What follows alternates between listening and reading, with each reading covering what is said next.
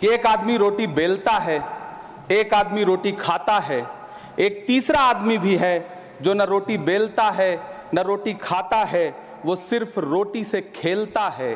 वो तीसरा आदमी कौन है? मेरे देश की संसद मौन है।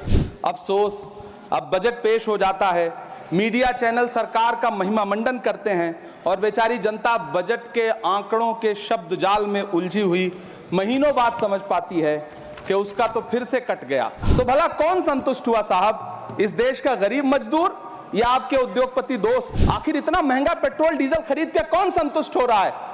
इस देश के गरीब लोग या फिर सरकार के चहेते धन्ना सेठ?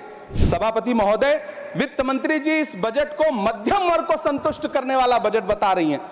अरे मैडम, हम आप यहां पर बैठे रहते हैं और वहां बाहर इसी दिल्ली में 1 लीटर दूध, चाहे वो अमूल का हो या फिर मदर डेयरी का हो, उसकी कीमत 73 रुपए लीटर है। इतना महंगा बेच करके कौन संतुष्ट हो रहा है?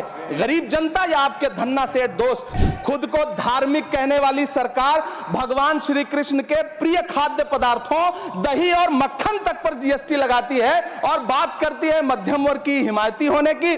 जिंदा रहते हुए जनता से हर चीज पर टैक्स वसूलने वाली यह सरकार कम से कम मरने पर तो लोगों को बख्श देती, लेकिन नहीं, वहां भी लूटना है। अंतिम संस्कार के सामान, अगरबत्ती, धूप बत्ती, केवड़ा जल, चंदन पाउडर, जौ, बताशा, काला तिल, पंचरत्न, कपूर और कफन तक पर टैक्स लेने वाली यह सरकार किस मुंह से खुद को मध्यम वर्ग का हितैषी बताती है?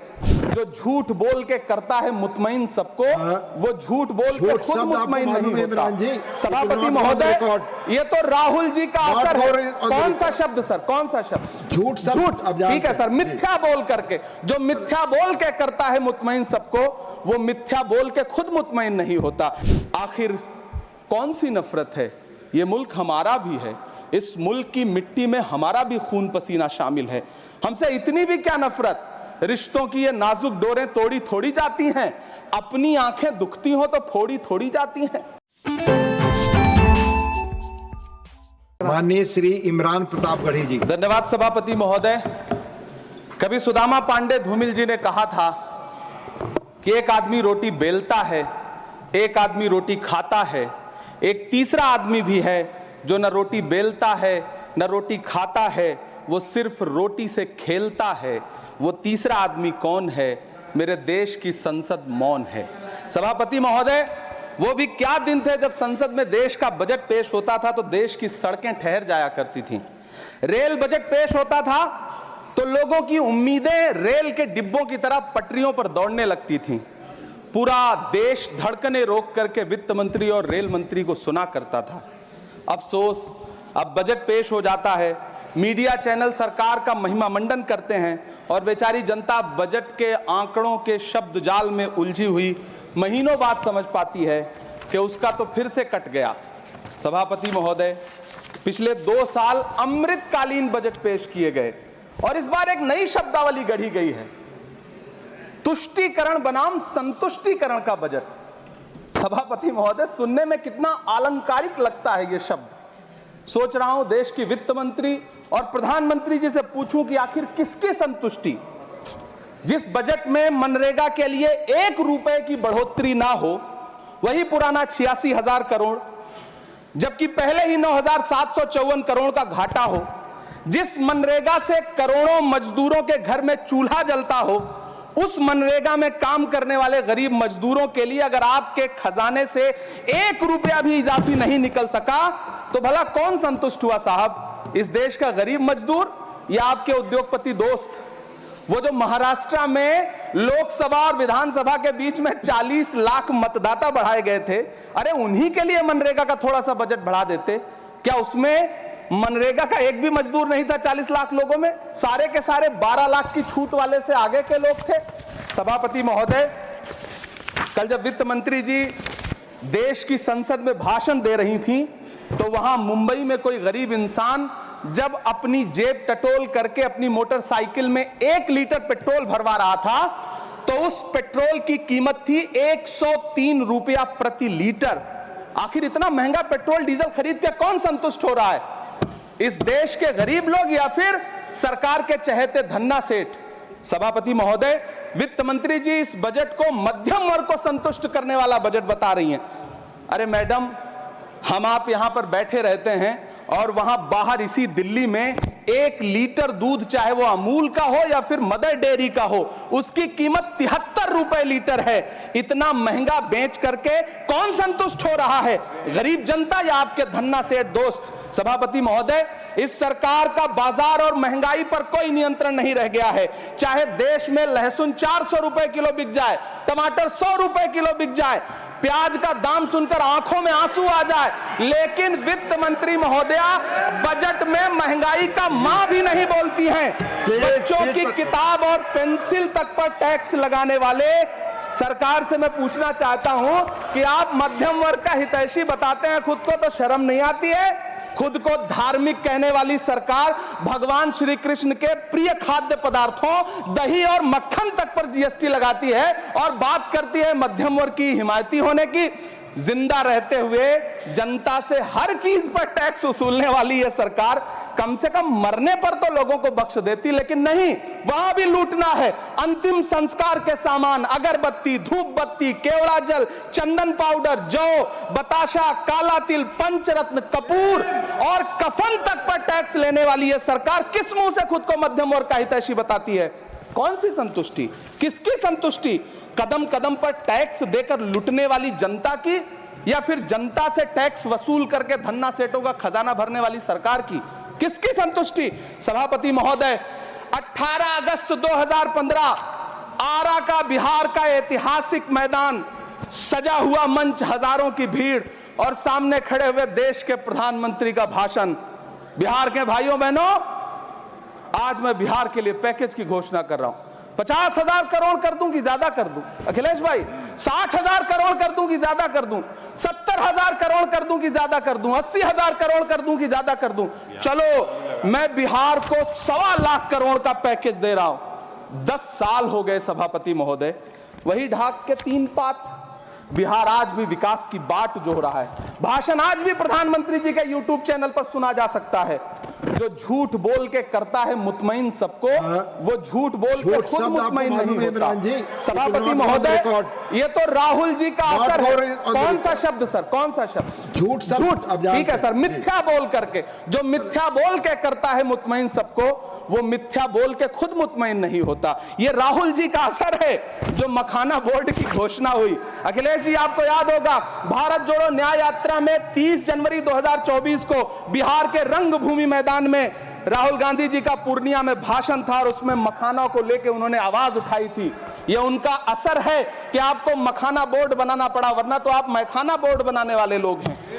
सभापति महोदय, बिहार को झूठे पैकेज और चुनावी दिलासे देना बंद करिए।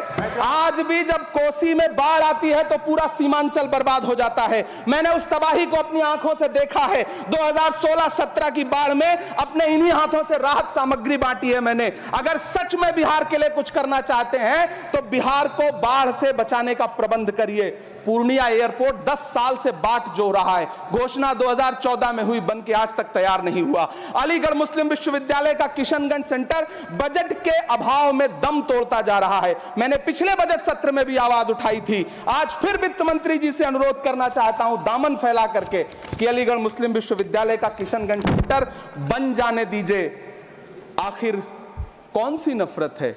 यह मुल्क हमारा भी है, इस मुल्क की मिट्टी में हमारा भी खून पसीना शामिल है। हमसे इतनी भी क्या नफरत? रिश्तों की ये नाजुक डोरें तोड़ी थोड़ी जाती हैं, अपनी आंखें दुखती हो तो फोड़ी थोड़ी जाती हैं। सभापति महोदय, अल्पसंख्यक मंत्रालय का बजट काटकर मौलाना आजाद नेशनल फेलोशिप बंद कर देना, प्री मैट्रिक स्कॉलरशिप बंद कर देना, नई मंजिल योजना बंद करना, धरोहर योजना बंद करना।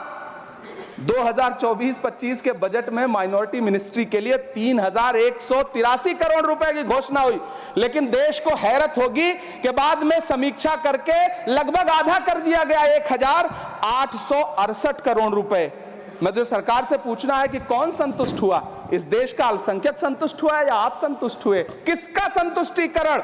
सभापति महोदय, मैं प्रधानमंत्री जी से कहना चाहता हूं कि आप ही ने 1 मार्च 2018 को किंग अब्दुल्ला को, जॉर्डन के किंग अब्दुल्ला को मेहमान बना करके इसी दिल्ली में एक कॉन्फ्रेंस में कहा था कि मैं मुसलमानों के एक हाथ में कंप्यूटर और दूसरे हाथ में कुरान देना चाहता हूं। कंप्यूटर देने की बात तो छोड़िए, पढ़ाई के लिए जो स्कॉलरशिप मिल रही थी उसको भी छीन लिया आपने। किसको संतुष्ट करने के लिए? हम समझते हैं इस साजिश को। आप माइनॉरिटी मिनिस्ट्री का बजट काटते काटते एक दिन मिनिस्ट्री को ही बंद कर देना चाहते हैं। वो जहर देता तो सबकी नजर में आ जाता, सो ये किया कि हमें वक्त पर दवाएं न दी। सभापति महोदय, मैं तो वित्त मंत्री जी से पूछना चाहता हूं आपके माध्यम से कि शायद आपको पता ही नहीं है कि गृहस्थी चलाने वाली एक गृहिणी की मुश्किलें क्या क्या होती हैं। आपने कभी सोचा भी नहीं होगा कि जब वो किचन में सब्जी बनाने के लिए कढ़ाई में तेल डालती है तो उसके साथ उसके आंसू भी गिरते हैं। सभापति महोदय, शायद उन्हें पता भी ना हो कि एक छोटी सी गाड़ी और एक छोटे से फ्लैट का ईएमआई भरने के बाद इस देश का एक गरीब इंसान जब अपने बच्चों की फीस भरने के बारे में सोचता है तो उसे कितनी खुशियों का गला घोंटना पड़ता है। शायद उनको पता भी नहीं है कि फसल बेच करके बिटिया की शादी का सपना सजाने वाला किसान जब अपनी फसल बर्बाद देखता है तो कितनी रातें सो भी नहीं पाता है। सभापति महोदय, शायद वो कभी इस पीड़ा को समझ ही नहीं पाएंगी कि परिवार के किसी एक सदस्य को कैंसर जैसी बीमारी हो जाए तो घर और जमीनें गिरवी रख उठती हैं लेकिन इलाज नहीं हो पाता। सभापति महोदय, इसी देश की संसद में कभी स्वर्गीय सुषमा स्वराज जी ने कहा था कि जब देश की करेंसी गिरती है तब देश की प्रतिष्ठा गिरती है।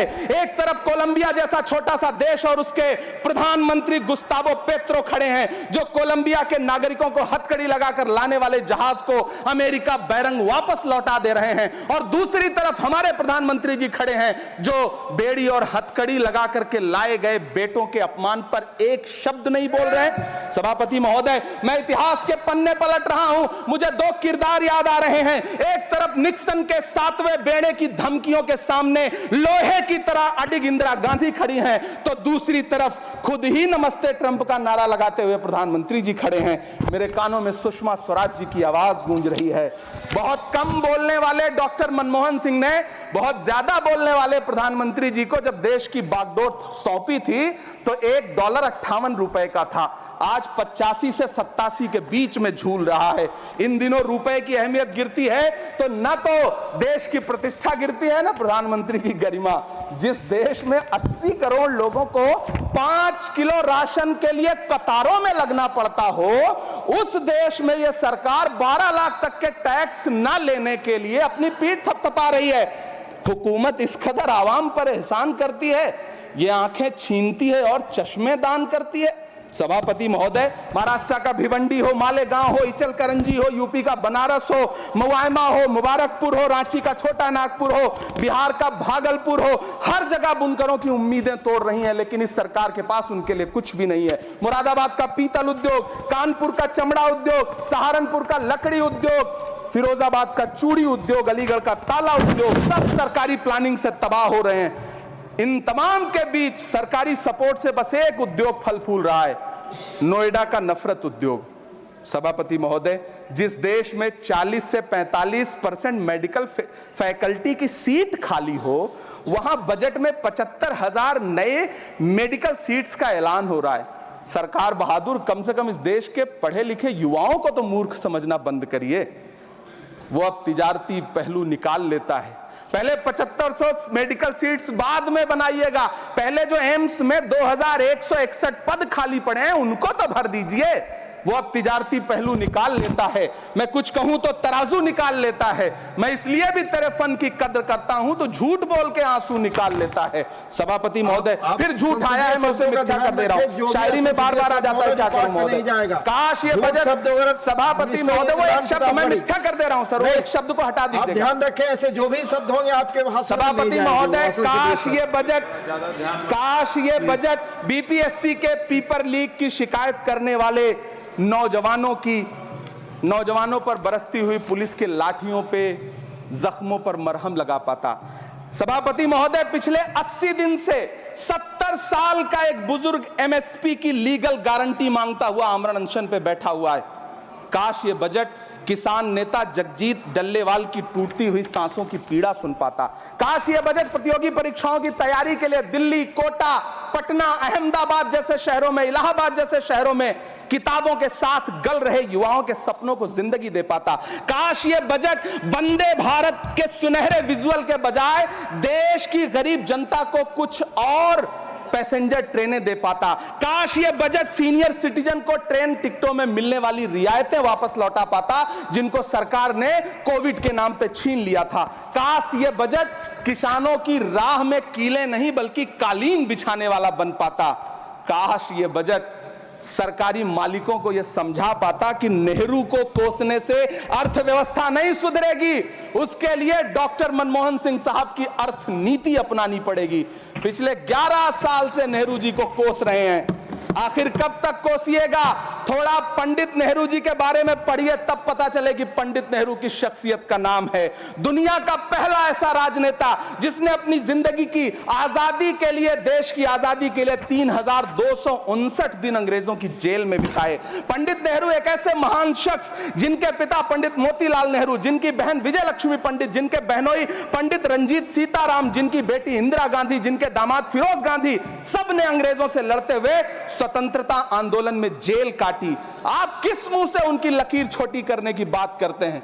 नहीं कर पाइएगा, 7 जन्मों में नहीं कर पाइएगा, क्योंकि जिस्म की मौत कोई मौत नहीं होती है। जिस्म मिट जाने से इंसान नहीं मर जाते, धड़कने रुकने से अरमान नहीं मर जाते, सांसें थम जाने से ऐलान नहीं मर जाते। जिस्म की मौत कोई मौत नहीं होती है। सभापति महोदय, मैं आपके सामने खड़ा होकर के एक बहुत छोटी सी कहानी सुनाना चाहता हूं कि महान बादशाह सिकंदर ने जब यूनान फतेह किया तो जीत का जश्न मनाने के लिए शहर की सड़कों पर निकला। तो उसने देखा कि पूरा शहर तो जश्न मना रहा है, एक फकीर सड़क के किनारे चादर तान के सो रहा है। सिकंदर को गुस्सा आया, घोड़े से उतरा, उस फकीर के पास गया और उसे सोता देख करके उसे जोर की एक लात मारी और लात मार के कहा कि क्यों रे फकीर, मैंने यूनान फतेह कर लिया, लोग जश्न मना रहे हैं और तू सो रहा है। उस फकीर ने उन्नीदी आंखों से सिकंदर को देखा और देख करके कहा कि शहर जीतना बादशाहों का काम है, लेकिन लात मारना तो गधे का काम है। सभापति महोदय, गरीब जनता को लात मारना बंद करिए। यह अमीरों के लिए बनाया गया बजट है, यह निराशाजनक बजट है। हम अमृतकाल सुनते आ रहे थे, यह अमृतकाल इतनी जल्दी समाप्त हो गया कि अब अमृतकाल का कोई नाम तक नहीं लेना चाहता है। इसलिए मैं इस सदन में खड़ा होकर के देश की वित्त मंत्री महोदया से कहना चाहता हूं कि आपने अल्पसंख्यकों के बजट में जो कटौती की है उसको बहाल करिए। आपने मनरेगा को जो स्थिर रखा है उसका घाटा 9,754 करोड़ है, कम से कम उतना बढ़ा करके फिर से उसे बहाल करिए। नौजवानों के लिए रोजगार दीजिए, किसानों को एमएसपी की लीगल गारंटी दीजिए। यही मैं आपसे अपील कर रहा हूं। धन्यवाद सर, आपने इतना जो समय दिया उसके लिए शुक्रिया।